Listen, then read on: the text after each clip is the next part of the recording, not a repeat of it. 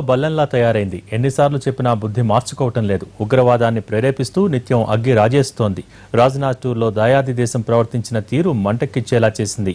ఆ దేశపు ఆలోచన విధానాన్ని మరోసారి బహిర్గతం చేసింది.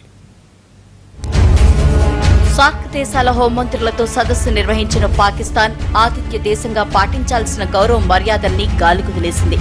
అతిథిగా వెళ్లిన రాజ్నాథ్ సింగ్ తో అవమానకరంగా ప్రవర్తించింది. ఎవరెంతగా చెప్పినా ఎన్ని మాటలు చెప్పినా మన పొరుగు దేశం చెవులకు ఎక్కదని అన్నారు కేంద్ర హోంమంత్రి రాజ్నాథ్ సింగ్. సదస్సులో రాజ్నాథ్ ప్రసంగాన్ని పాక్ అధికారిక ఛానల్ ప్రసారం చేయలేదు. భారత్ నుంచి వెళ్లిన మీడియా సిబ్బందిని సదస్సులోకి రానివ్వలేదు.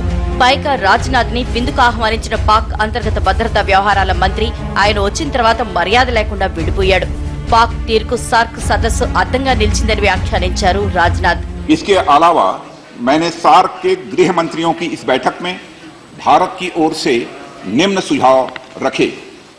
पहला, आतंकवादियों पर विश्व समुदाय की सहमत से लगाए गए प्रतिबंध का सम्मान किया जाए। दूसरा, अच्छे और बुरे आतंकवाद में भेद करने की भूल कदापि न की जाए।